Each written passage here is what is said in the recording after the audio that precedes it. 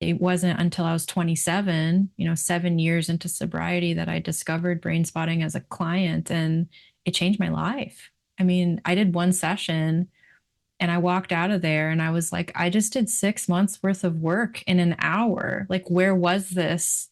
All the times that I almost died and overdosing and getting arrested and all that stuff. It's important to me to offer avenues of healing that actually get to the root of the issue and do it in a way that is encompassing like the humanity of the person and really truly listening. And I feel like Brainspotting has given me that for my own life. And the way that we frame it really allows people to show up who they are. There aren't protocols, there's not expectations.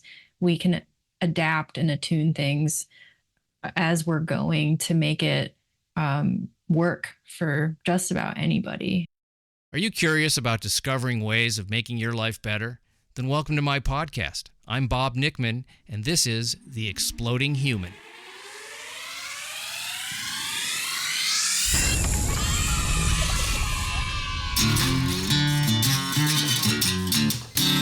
Listen in while I talk with all kinds of people in the fields of personal growth, health and healing, alternative therapies, psychology, spirituality, environment, and the future. I'm looking for those answers that make life better for everyone. You'll meet cutting-edge practitioners, doctors, artists, filmmakers, business people, and those who have overcome challenges. The brave, the curious, anyone who is out there helping us humans to explore, expand, and explode. Hey, welcome to The Exploding Human. My name is Bob Nickman.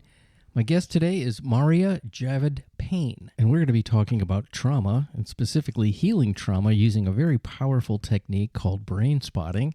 Mari talks about her own struggles with addiction and growing up in an environment with a lot of trauma. She was born in India and moved to Brazil and France all before the age of 7. And we discuss how that affected her. And she also talks about how ancestral trauma affects us all. So let's get started. Here she is, Mariya Payne.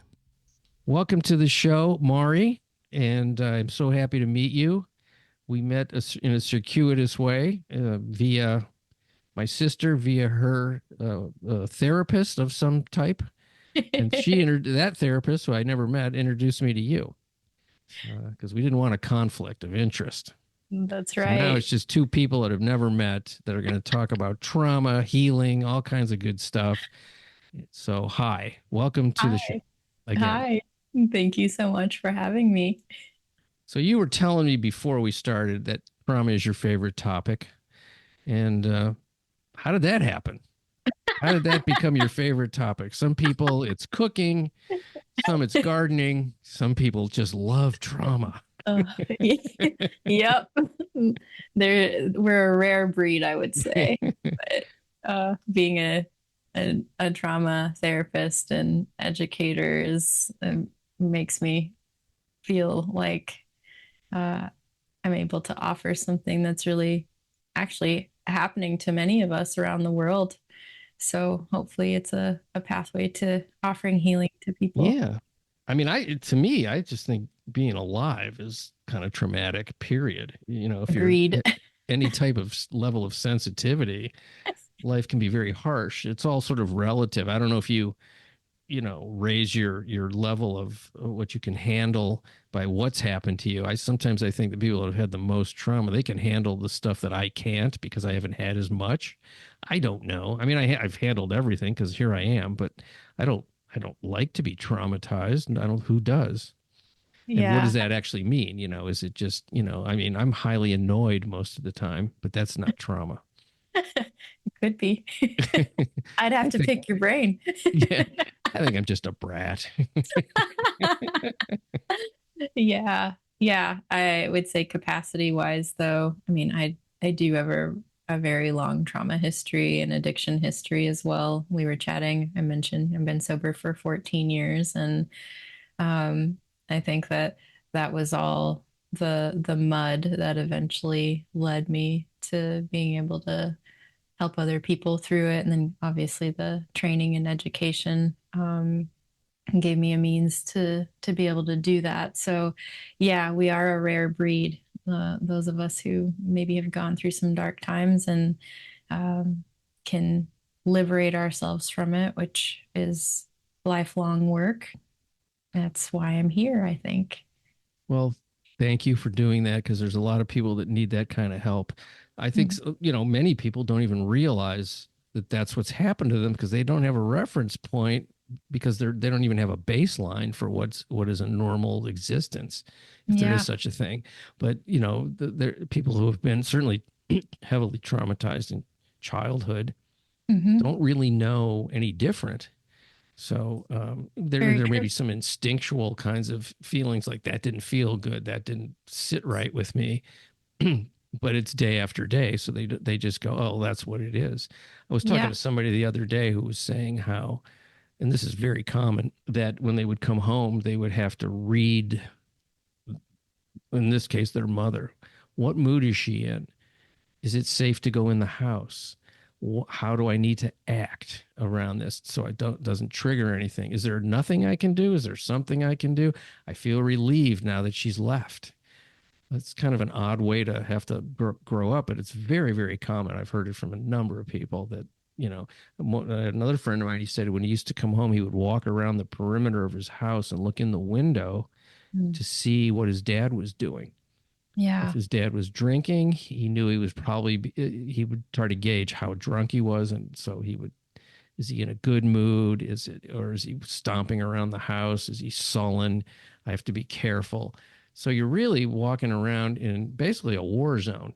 Yeah, I think trauma is ubiquitous, like it is a part of life, but it's really also on a spectrum. And, you might start out looking at something like just stress responses, which all of us have, and it's a built-in part of our mammalian brain to respond to stress. But if you get higher and higher levels of stress, towards the mind and the body and the spirit, I would say that you're going to then potentially develop, symptoms of trauma, and it goes into a different category depending on the length, the severity, and the type, right? So but all of us are experiencing stress in our lives, and it's the same stress responses that then get stronger and develop into trauma symptoms. I sort of feel like when those things happen, I describe it as well, I guess it's a startle response. You just feel afraid and tight. Like you're just, everything sort of clenches and you're kind of ready to either, fight or flight, really is what it feels like. And mostly it's flight. Exactly. Yes. So especially if you're little and you can't fight, as you just, you have to just get yourself small, and then, but inside you're churning and troubled. So all that sort of anger that you would probably like to let out, you can't. So gets internal, and then you just sort of feel frustrated is a light word for the feeling. Yes, I agree. Yeah. So the first response often is bracing. So your muscles will stiffen to engage in a either flight or fight response. So that bracing and tightening that happens is one of the core reflexive moves that our body does to prepare for something like that, to help us get out of it. And we don't get to choose it either.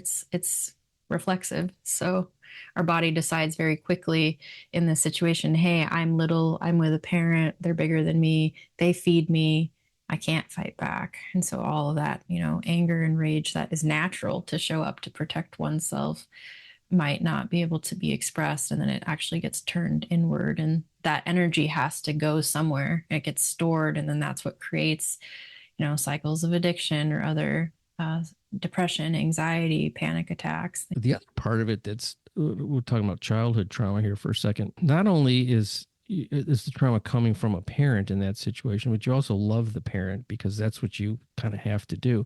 So there's a confusion that is so pervasive. You're going, I love this person. I can't please them no matter what I do, is probably the feeling. Mm-hmm.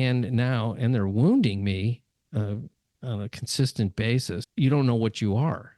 You Yeah. can't know what you are in that situation. It's almost impossible.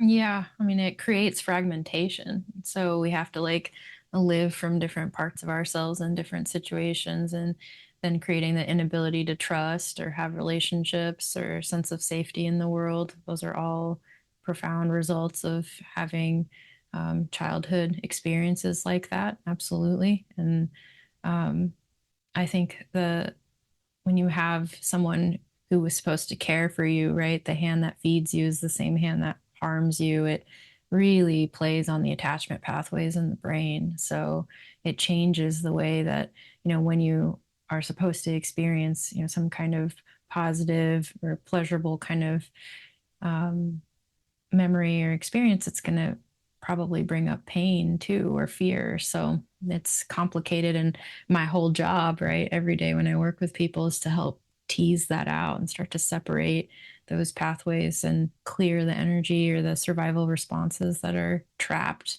so that people can go back into homeostasis. The good news is that we're born with a beautiful blueprint of what balance, openness, curiosity, joy, groundedness is like. Babies, animals, right? We see how open they are. And so the good news is that it is possible to heal. It is possible to rewire, and the brain is very neuroplastic. And if you give it the right ingredients, it knows how to heal. That is the good news for anyone that's listening that's maybe Yeah. going through some really rough internal nonsense that has been installed. Mm-hmm. The one of the things that's comes up a lot when I talk about this with other guests I've had is that the part of the brain that's affected by trauma is not accessible in the way we would like it to be with talk therapy. Mm-hmm. So some of the other modalities seem to work better. Is it the amygdala? Is that the part of the brain? I think that's what the name of it is. It's But one part of, one yeah. part of the midbrain. Mm-hmm. So you work with something called Brainspotting, which I have not talked about on this show yet. I've done EMDR and ART. What is that? Because it has to do with rewiring rewiring the brain in some way, and the eyes are a part of it. So can you explain it without for somebody who doesn't know anything about it, Sure. how that might work? Yeah, absolutely. So brain spotting is a brain and body based reprocessing therapy, and it's a modality that harnesses the power of our eyes. If you think of your eyes, they're actually an extension of your brain. Your optic nerve goes directly into the midbrain where the amygdala is. So the optic nerve is very close to the amygdala. Why, do we theorize that, that's how the function has been created? Well, our eyes are scanning constantly. Our brain is using our eyes to scan all the time. You're looking at me right now. You're getting a sense of, who I am. Is this person nice person, safe person, etc. Our midbrain is figuring this information out at a very rapid pace, way faster than our thinking brain. So the brain uses our eyes to scan the world around us and bring that information that's outside of us inside so that we can make sense of our environment. And in brain spotting, it was figured out that the brain actually also uses the eyes to scan for information inside of us, inside the brain. So let me give you an example. If you have ever daydreamed and you were staring off into space, where you were looking is where that information is held inside of the brain. So the brain was using your eyes and the movement and holding on that spot to be able to pull up the file, so to speak, of where that information or the neural networks that are there holding that information, so that you could pull it up and think about it. So essentially, all of us are brain spotting all the time. So it's really natural, actually, when people start to experience brain spotting therapy. What we've done in creating a modality is we've offered a container and a set of frames and processes that can actually help release trauma, release stress states, work with anxiety, depression, a lot of different mental health conditions, PTSD also specifically, but also going into more positive states as well. So brain spotting is used for creativity, for performance, sports performance, musicians, actresses, actors.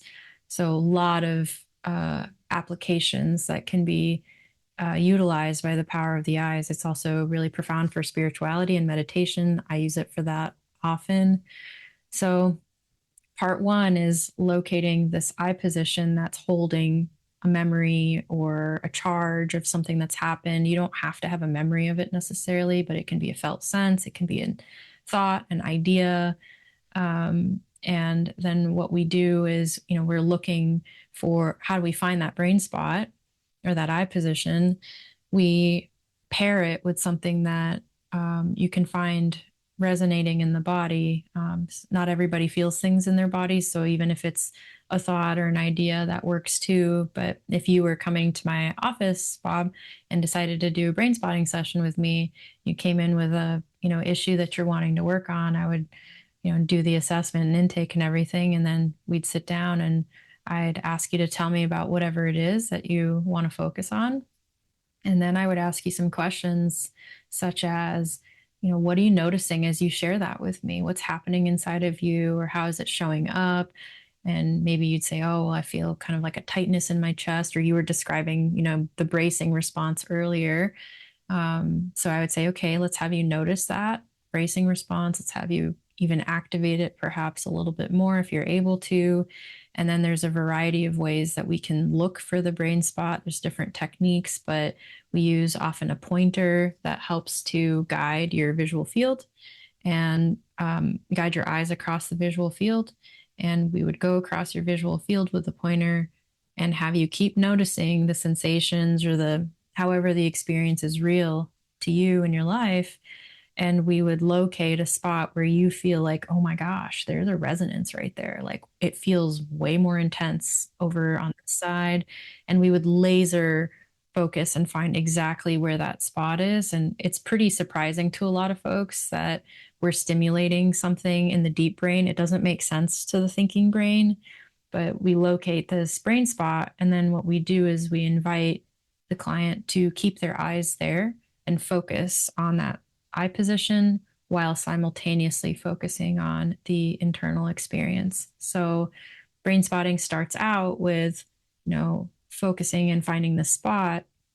And then the reprocessing and rewiring happens when we hold the container and invite focused mindfulness on that felt sense experience. And often people will have different memories start to show up. They'll have different sensations or emotions. And there's a lot less talking oftentimes in brain spotting because we're trying to help you stay in the amygdala, in this midbrain area that does not have language. So the midbrain is kind of a place inside of us that's sort of outside of time and space. It's not linear in the way that our thinking brain is. And you were mentioning earlier that talk therapy doesn't get to some of this material because it's often subconscious and hidden away. We have beautiful powers of dissociation to protect us from, remembering things or living in the trauma all the time. So as a means to be able to function, our brain will actually like wall off or block us from thinking of those things. Yet it's still carrying an energetic or emotional weight inside of us and showing up as other symptoms. So when we invite this focused mindfulness, the brain finally gets to say, oh, there's that memory or there's that experience from 20 years ago that we didn't have the resources at the time to deal with. I was 5 years old or whatever. I didn't know how to do that then. And okay, in this present moment, it looks like I'm in a relatively safe environment. And here's this other individual that's attuned to me, that's creating an environment of empathy and compassion and witnessing and offering a co-regulated nervous system that allows that person's body to actually move through the stored or repressed or the charge of whatever it is that they went through. So the cool thing is that the brain starts to rewire itself. And the theory with brain spotting is that we are harnessing the self-healing capacity that all of our bodies have. If you think about it, if you get a cut on your leg, right, you usually don't have to do anything. It'll form a scab, it'll heal itself. How does that process happen? It happens because the brain is constantly scanning for, threat. It's scanning if there's a virus or bacteria, hormones, food coming into the body, pollutants, etc. And it's trying to keep us at balance all the time. Our bodies like to be in balance. So your brain's gonna, send some signals, and you'll have white blood cells and red blood cells, and you're gonna form a scab. It has the resources to do so. It'll take care of it on its own. With trauma, though, oftentimes we don't have the resources, and the resources might be an experience of safety, an experience of connection, having attunement, and having, attachment. And so a lot of traumas that happen because we didn't have, there's insult to injury. You had the trauma, but then you didn't have the people around you or the loved ones or people to connect with. Mental health is like a pretty taboo topic. Unfortunately, still, it's getting better. It's my whole purpose in life, is to keep destigmatizing it. But your body's not going to be able to move through those energies, survival energies, if it didn't have that experience. The reasons why I think brain spotting works is that when you find a brain spot, you're essentially signaling to the brain, here's this activation from this issue that happened, either in the past or present. It could even be a future issue. And you're allowing the brain to then hold and focus on those neural networks and start to open them, travel down them, and discharge. So think of like a snow plow, right? Like the brain starts to go down on the streets and it's plowing the snow, and the snow is really the activation, and it's moving it out of the body. So people will have different experiences of releasing, crying, shaking, having different emotions. Sometimes it's very autonomic, where the body moves in certain ways or completes responses that it didn't get to in the time of the trauma because it wasn't safe enough to do so. And we as clinicians allow that to happen and know how to look for what's going on and track and guide the person so that it stays tolerable for them, and when you come out the other side, it's really profound to not be carrying a backpack full of rocks. Yeah. Weighing down. Yeah, I was going to ask you, what are the ways people discharge, but you said it. You kind of gave that. You said you used the word co-regulating. What did you mean by that? Humans are herd mammals. Okay. So what I mean by that is that we, regulate our own nervous system when we become older and as adults, but mammals need other mammals to learn how to regulate our own internal environment emotionally. So babies do not have a fully developed nervous system, and that's why they need care, they need love, they need eye contact, they need warmth and compassion and touch. And if your caregivers are dysregulated, you're much more likely to have a dysregulated nervous system growing up, and then that turns into, other problems in the future. But on a neurobiological level, our brains bounce off of each other and communicate. Our brains and our bodies communicate. So if I all of a sudden went, blah, right, and freaked you out, your nervous system is going to get a little activated. Yeah. Because my nervous system is activated. And that's this really beautiful, capacity that mammals have to signal to each other, oh, there might be danger or there's safety. So we either got to run or fight, or it's okay, we can chill here right now. So it's this communication system that's built in and hardwired for us. And we were, back in the day, as tribal peoples or nomadic peoples, we needed that in the jungle, right? Or you're walking through the desert and your clan or tribe, and if you see a tiger or something like that, the whole group's going to get activated, and so they can run away. So it's a safety measure that's built in. That's awesome, and it's also not awesome if you had people around you that were dysregulated. It's going to impact your nervous system, especially from a young age. So co-regulation is moving through the attachment pathways in our brains and our bodies. So attachment is, the neurobiology of attachment is connection. It's the neurobiology of connection, and humans are social beings. So connection is very much, an emotional experience and all of that, but it's a physiological experience and helps us to feel safe. It also helps us develop our own identities. And, when you're young and your parents reflect back to you, oh, you're so beautiful. Oh, you made such a great painting. This is nice. You start to learn that those are all elements of who you are, and you create an identity through that. Same thing if you heard really, nasty things told to you, you're going to have an image of who you are based on the things that you've heard. So the power of attunement and attachment cannot be underestimated. And in Brainspotting, we value that above all things. Like we value humanity. We value being human with one another and with our clients above all things. It's not about the technique or the setup or the eye position. It's really, biology and humility and care. And translating that from a body level means that as the clinician, you have to be regulated. You have to be able to hold the charge or intensity of what's showing up and remain grounded so that that person's nervous system is going to read yours and be able to sense the cues like it is okay for me to do this right now and be able to move through it. So I teach this, I'm a brain spotting trainer, and my most, potent thing that I try to offer and invite people into is do your own work, because you're not going to be able to hold space for anyone if you haven't done it for yourself. Dealing with trauma is not easy. You're going to have, because we co-regulate off each other, it's normal to be dysregulated when you hear awful things, right? Like you're being impacted. Especially if you're compassionate, Exactly. you're going to feel it. I mean, it's, somebody tells you something, you're going to like, ugh.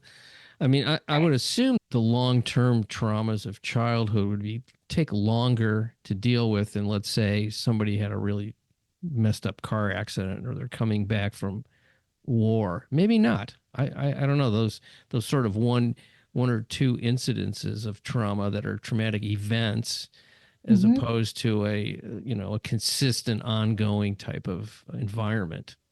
I agree with you. Yeah, single incident traumas are easier to treat. I don't know that many people who only have single incident traumas in life, but I get what you're saying. The more trauma incidents you've had or developmental experiences in childhood, think of like, a garden and you've got a bunch of dandelions, right? If you only have one or two dandelions, okay, you can pull them up. Maybe it'll take a few times to really get the root ball.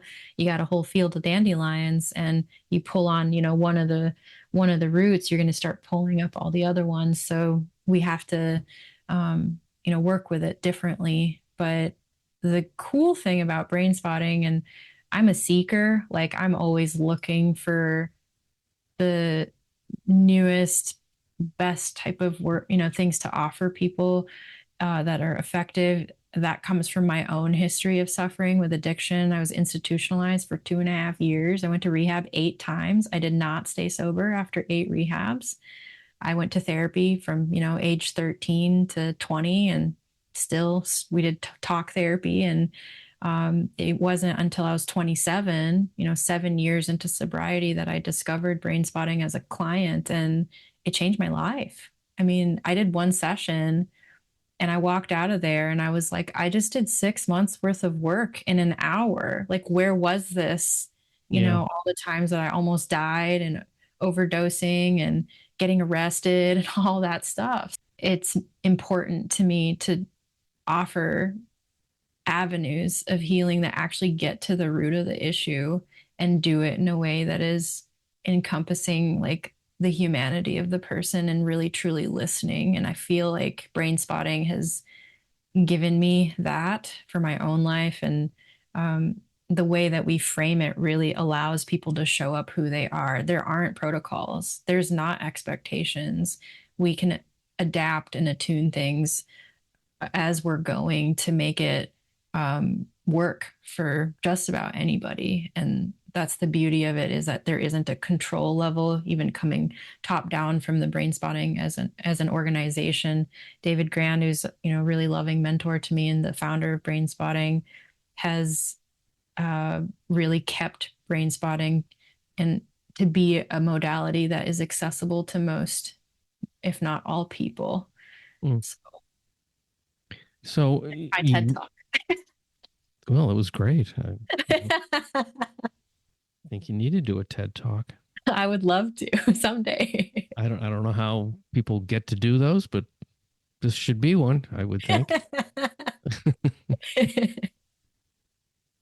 Okay, I was going to ask you, you were talking about using it not just to overcome, traumatic histories, mm-hmm. but for creativity, spirituality, all these other positive kinds of pursuits. Yeah. Freeing up something.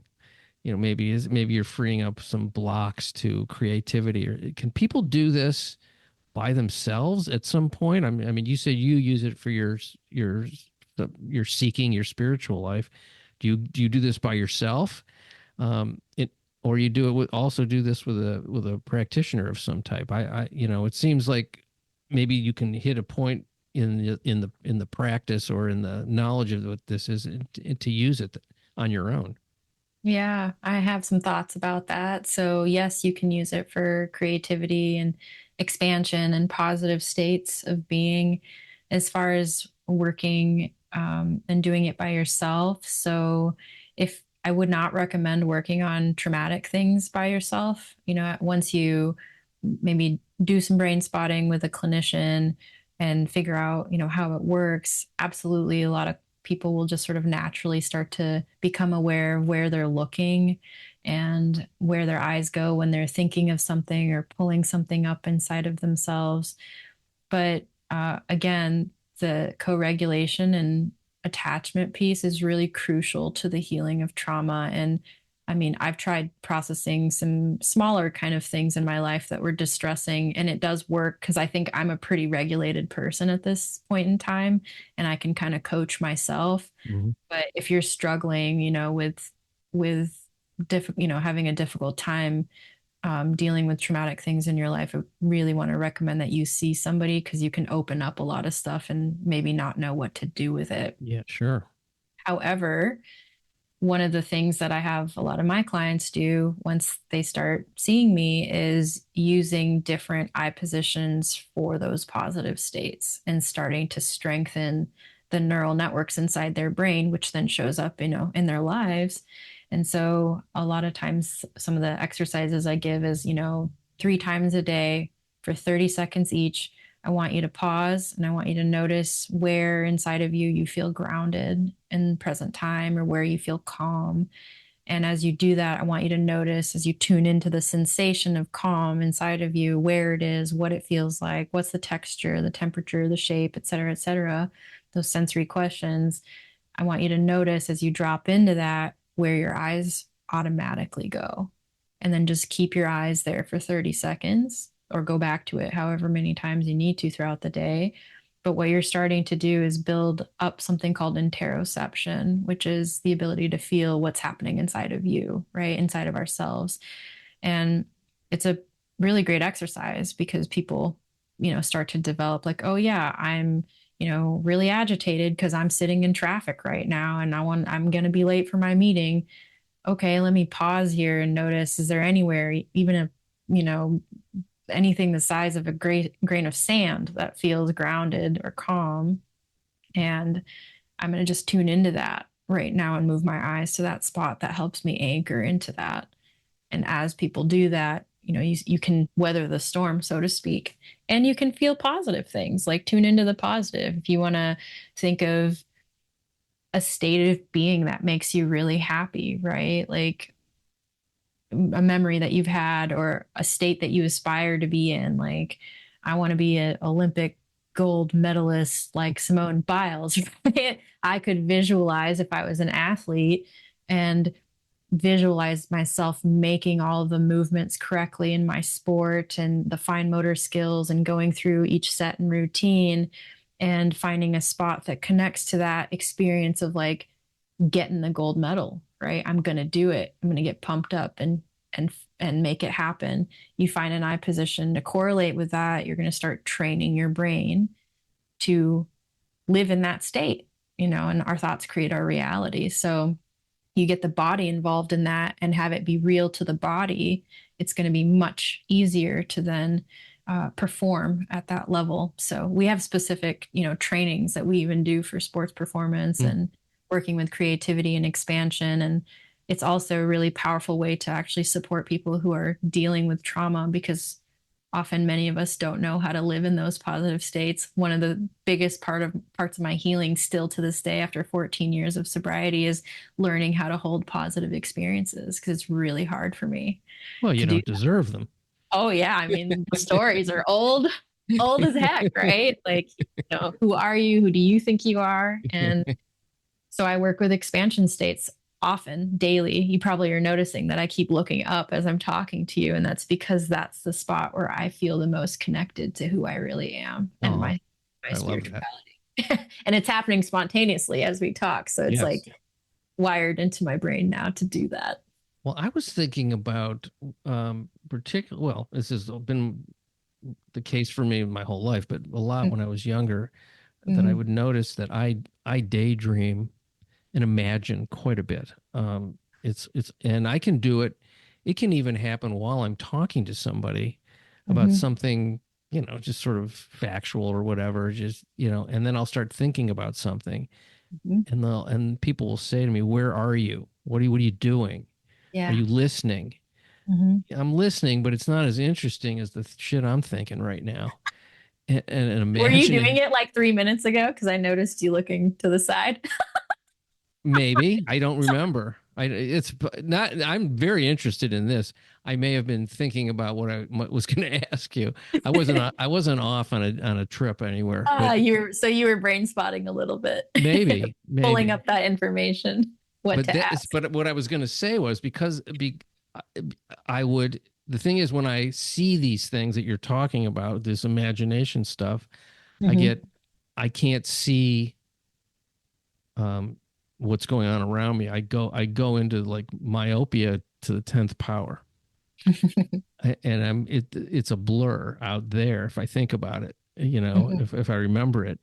And I am very myopic. I mean, my eyes are not, I have myopia, like a lot of people do, but and I was wearing glasses at a very young age, which I'm not going to attribute it to that. I'm going to attribute it to doctors wanting to get kids into glasses as soon as possible so they can make some money, and scaring the parents. That's how I'm going to say it. But because I used to take them off and break them. When I was little, but then as I got older, I was more socialized. So somewhere around 10 years old, I started getting glasses again, and then I've had them my whole life. So, but that's what happens to me when I kind of daydream. I can see stuff like unbelievably clearly, and feel it, live it in my head, but then I'm not present either. So that's what's kind of it's an odd. And so I think I'm probably sort of intuitively doing something like what you're talking about, but I'm not really haven't mastered anything. That's for sure. Yeah. That's why the frame is important, right? Because like we're all doing it all the time. We're looking around as we're thinking of things, or we, drop into deep thought. We're, our eyes are looking somewhere as our brain is looking somewhere inside of us for whatever it is that we're pulling up. So what you're talking about is this orienting reflex. That's essentially what brain spotting is harnessed, is the orienting reflex. And then, the reason it's different when you're doing it kind of spontaneously in your life is the frame that we create to create a process of healing around it. So if you go into daydreaming, if you wanted to, as long as you're not like driving or something like that, you could start asking yourself questions like, as I'm thinking about whatever it is and seeing all these images or memories coming up, what's happening in my body right now? Am I having sensations somewhere? How's my posture? What's kind of coming up in the sensory realm? And as you tune into that, you're going to start to see a flow. You're going to feel a flow start to happen where your brain starts to pull up more things and more things. And maybe you go through, a process of releasing some of those things or coming to a deeper understanding of whatever it is that you were thinking about. What's always been of great interest to me to check out a reality as in some way. Mm-hmm. I'm not a huge fan of just sort of, I mean, I am now, but for a long time I was like, this is just not good enough. It's not fun enough. It's not interesting enough. My thoughts are better than what's actually going on. I'm going to do that, or, I'm going to get loaded so I don't have to be in reality. I did a lot of that too. So Mm-hmm.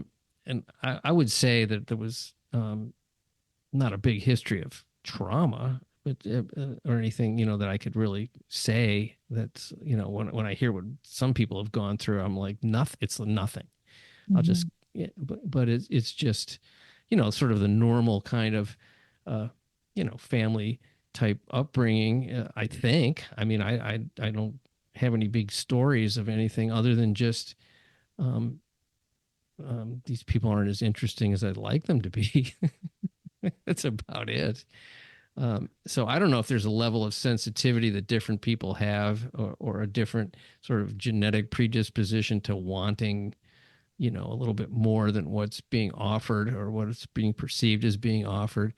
Uh, I don't know. I'm just getting a little personal here with myself, but Yeah, I think it's a blend of things, Bob. Like it's, nature, nurture, yeah, personality, and our essence. It's all unique. And then I think, again, people might, and to the listeners, that are listening here today, you don't have to have what we call these big T traumas to not feel well or not or to, feel disconnected in life. It doesn't require just having big T traumas. I see people who um, have had quote unquote, decent families and still have addictions and have other things going on. There's a variety of reasons for why that can happen. And some of the biggest factors is like the level of connection, intimacy, openness in a family environment. How warm, how open were they to talking about feelings and emotions? Is there EQ there? And then you have to look at other environmental factors, biological factors, what's happening in the world, ancestral patterns and what's been passed down through a lineage. That's a huge part of the work I do as well. Is I don't just look at, one-on-one what's happening, but what are the patterns that have been passed down. And yeah, all families and all lineages have experienced difficult times. And if that's not resolved, it comes down into our epigenetics. So yeah. That's really fascinating stuff when I think it's about, so fascinating. my family history. Mm-hmm. I can only go back to my grandparents, but growing up as persecuted Jews in Russia and having to Yeah, flee and come on a ship at 17 years old across the ocean, never see their parents again. And I don't know that's what went on traumatic. before that. It's pretty traumatic. Yeah. I would And it's, imagine. I would imagine it would be just you couldn't even. Didn't talk to them much about that. I just talked to them about what it was like when they got here a little bit, but nothing.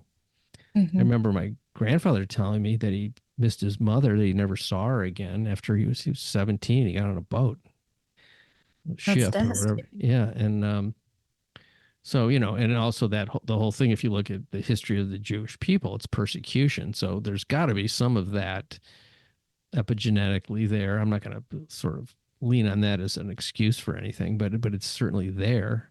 Yeah, And it's in the DNA and it's in the history that gets passed down verbally or non-verbally.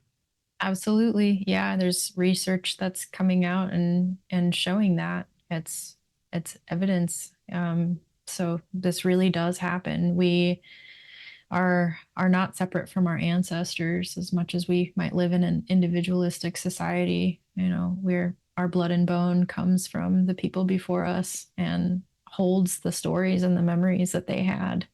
So I was looking at your. all trauma work is ancestral work, in my opinion. Oh, okay. Now we're into something here. Okay, Have to okay. have round two. all tra- trauma work is ancestral work. Wow. Okay.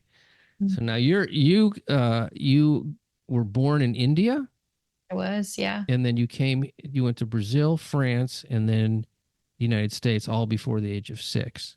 correct. What do you remember of that? And not necessarily, um, specific, awake kind of reality memories, but well, that plus, what was going on? What did you feel? What do you remember feeling? Now I won't charge you for this, by the way. This You're is free. hired. This is free. I mean, you're pretty good, so Well, I just, we can hang. I love finding out about people. I always have. I've Yeah, always loved that. yeah. I don't want to get paid for it. I just want to do it. um, what I remember was that was chaos. Mm.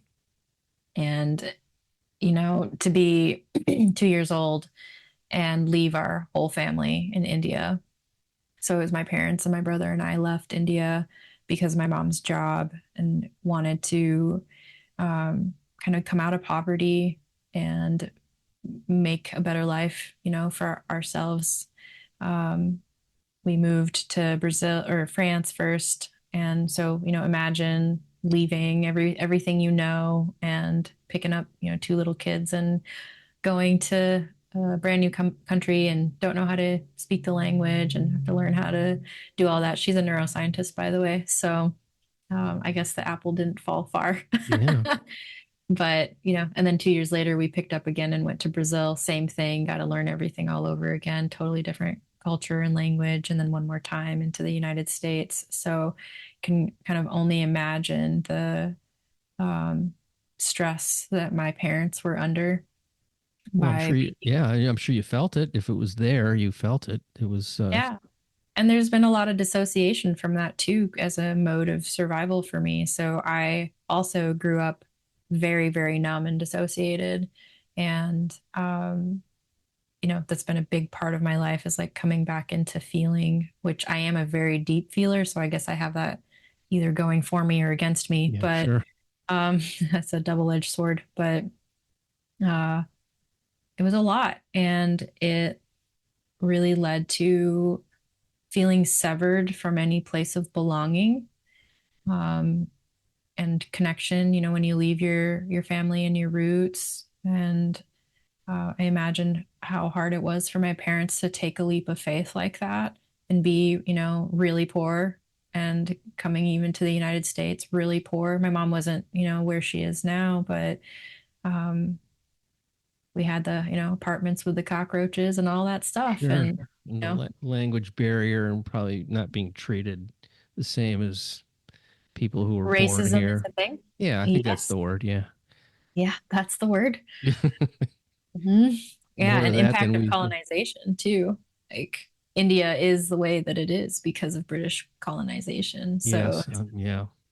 that's been my most recent, exploration in the last few years is what is living in my DNA and why do I feel the kinds of things that I feel, the heaviness and intensity of things that I feel. And I think it's because I am in my family the person that is sort of the cycle breaker. So I have the attunement or connection, at least to the pain and the resilience of my ancestors who survived, starvation and abuse and violence during British colonization. And here we are, still unpacking it. Will be for the rest of my life. Oh, those Brits from back then, maybe even now, who knows? It is in their DNA too to be conquerors and people that went across the world taking shit for themselves because I don't know, they're entitled to. I don't think so, but maybe they think so. Yeah, it's It's really odd stuff that, well, it's uncomfortable when you think about those kinds of things and the brutality that It's accompanied all awful. that. Yeah, it's It's ridiculous. and as a collective, we're all dealing with the active there's still active participation in all of those things. And then there's a lot of unconscious remnants that are there that are passed down. So that's what I mean when I say all trauma work is ancestral work, because when horrible things happen in the community, wars, famines, all the things that are going on or have gone on, that trickle down effect goes into the family. It goes into the home. And then, the parents are different and they treat the children different. So, if you were to look at your own family history and some of the ancestral layers to where you come from, I think it would start to make sense why you are the way that you are, because all things impact all things. We're interrelated beings. So when you start to heal something like an addiction, or you start to heal something like depression or PTSD, you are healing things that have been transferred to you from hundreds of years ago. And so that's why I think it's really crucial for all of us to be doing this type of work, There in my was opinion. a friend of mine on this. This is one of my favorite stories and it's short Mm-hmm. and good. I think All it's a right, good let's story. hear it. A friend of mine was in a rehab Mm-hmm. with a guy, uh, tattoos all over his body, big druggy. And as they were talking, in a group thing, he said that when he was a kid, his parents were Holocaust survivors. And they eventually made it to the United States, and his father used to wake up the family at 2 or 3 in the morning out of a dead sleep and time them and how fast they could pack to get out, Yeah. just in case it happened again. So Mm-hmm. he grew up with that, where that this would happen a couple times a month. Mm-hmm. And that's just on a surface level of, this is what you have to do. But I can only imagine what else was there ongoing. But he Mm-hmm. said when he heard the story, he's like, oh my God, it's just such a reaction to, obviously the worst trauma that you could experience is the Holocaust. But this direct sort of reaction to that, even in a country where, his parents still didn't feel safe. Yeah. The trauma was so pervasive and so brutal. And so he picked some of that up. I don't know what Right. else went on in there in that house or what else was going on with him, but he wound up, being a serious drug addict. And that was just one story. Yeah. So it Yeah. doesn't, it only takes a second to fuck up the Mona Lisa with a can of spray paint. Apparently. Yeah. That's Yeah. the But title of the episode. I like it. Let's do it. And when you get to know people and, you can think of what they're like on the surface and when you Mhm. meet them. But if you really get to know people, everyone's got pain and it's invisible until they tell you about it. Yes. Yeah. This is why it's really important. You said at the beginning, oh, why do you talk about trauma, right? This is why, because it's happening all over everyone. It's a place where all of us actually probably have a lot more similarities than differences, right? And so, um, talking about it, bringing it out into the open, and making it visible is part of a collective healing process for all of us. Also, I was reading about emotional intelligence. Mm-hmm. And one of the things that they were talking about, people that have high emotional intelligence, is that they reveal. I did look off to the side because I was thinking. I wasn't Uh-huh. Good. daydreaming. See, Good awareness. Yeah. I got, yeah. Yep, you're finding your brain spot that I look pulls up up. to the left. That's where I look. Yeah. So one of the characteristics of those people is that they're very good at, and they're not trying to do this. They're just naturally people that are willing to share their vulnerability and their difficulties with people. Yes. And it makes those other people feel comfortable, and then they'll reveal it. And I'm always fascinated. That to me is almost like the barometer for how close I can get to somebody. Are they willing to do the same thing? Yes. Does that make me go a little further even? Then maybe they go further. Those are my best friends. There's a And little then co-regulation happening right there. yeah. And then there's the people that clam up and they what are you talking about? We don't, everything's fine. How are you doing? Fine. Everything's good. Yeah. Yeah. um, and when I meet those kind of people, I don't believe them. I just don't believe it. I think either they, they might be relatively fine, but they might be way not fine. It's my new version of English, way not fine. They may be really,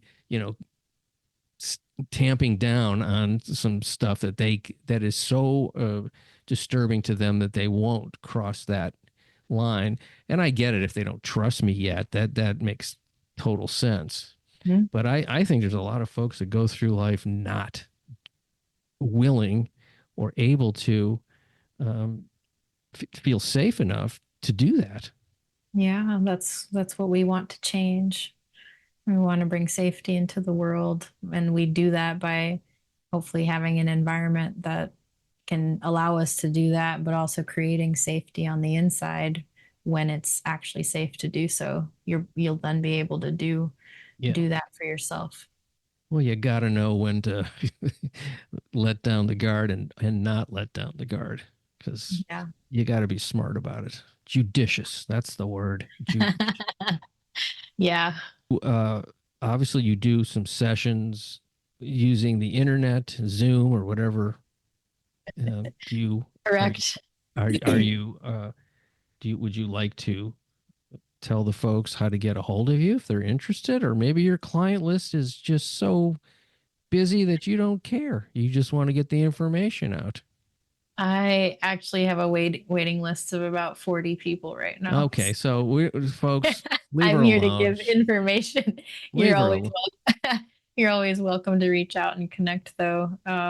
And if there's clinicians out there that are, interested in learning about brain spotting, you don't have to be a mental health therapist to do brain spotting. You can offer any healing modality or be a coach or whatever it is that you do to be in service to people, because you can adapt brain spotting to the population and the scope of what you work with. But yeah, if you want to connect or learn more, you can check out my website. It's www.awakenconsultingservices.com. And if you sign up for the newsletter, we send you little bites about brain spotting every few days, and for a handful of newsletters, and see the events that we have going on. Okay, so the information is there to be had. Yeah. So anyone can become a brain spotting practitioner, or do you need some previous credentials like an MSW or something like that? You don't have to have a mental health license. You need to be doing something in the healing field. So I've trained people who are doctors, nurse practitioners, acupuncturists, massage therapists, etc. So you got to have some letters after your name. Not necessarily letters, Okay. but be doing something that is helping people heal. Well, a wellness podcast would not qualify, I'm assuming. I mean, I listen to you talk. You got the green check mark. Oh, okay. Yeah, I seem regulated enough. You seem pretty regulated, and you already knew kind of how to talk about trauma. So you probably know more than a lot of clinicians do. So. Oh, maybe. I don't know. I've always been fascinated with the human condition and what makes us tick and how we work and why are we here and where are we going? Is a endlessly fascinating, terrifying ride. Yeah, I'm gonna go with mysterious. Mysterious. Mysterious. I really don't want to operate out of fear anymore. Yeah. Even though it still happens. Yes, even I can be afraid. Yes, it is the great mystery. And I think the human mind and what our capacity is actually so much more than what we think. Our potential and our our possibilities. And Oh, so, absolutely. It's amazing sometimes what the things that happen, and the veil between this side and the other side, mhm. almost non-existent is what I'm starting to think. These days it has very much felt that way. Maybe the closer we inch toward the end, the more we kind of can peek into the other room. I don't know. Yeah. You're still young. I'm not. I'm young, but I feel like a really old soul floating around here. So, Do you feel that you've been here before in some way? yes, for a long, long time. Yeah, I'm me hoping too. I can Me hoping too. I can wrap it up sometime in the near Yeah, get it future. right and you won't have to come back and do it again. Please. So I remember my birth. Would you like to hear about that for a second? Yeah. I'm Okay. excited for your listeners too. Yeah, I have mentioned it, I think once or twice over the last few years, but I thought this would be an appropriate thing. So here's what I remember, and I don't remember it as like, I'm coming out of my mom. I don't remember that.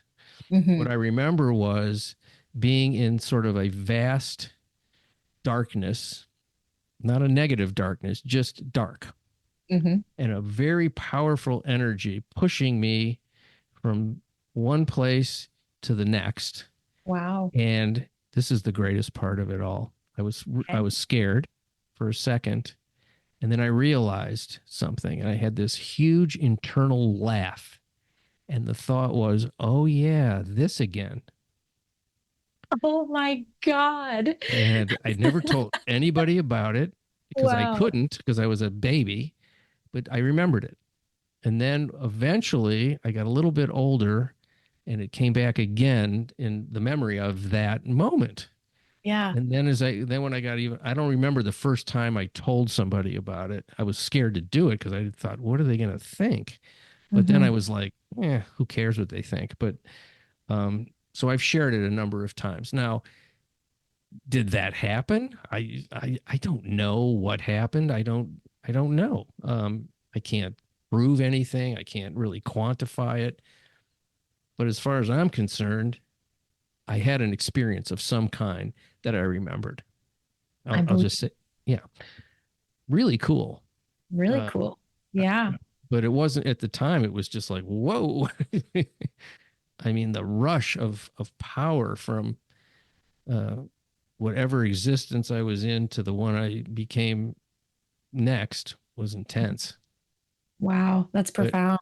but the Yeah. humor part was really kind of an interesting part. And then I became a stand-up comedian later in life, which kind of always intrigued me that I had that. Yeah. Yeah, that's fascinating. And I have clients when we do brain spotting, we end up back in pre-verbal and in utero and even going into, past lives and ancestral Yeah. stuff. I've done several past life regressions. Um, Hmm.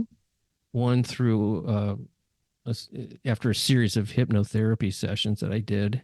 Hmm. She wouldn't do it. I wanted to do it earlier. She goes, "No, not yet. You're not. I don't want to do it yet." So we did it at the end. It's pretty great.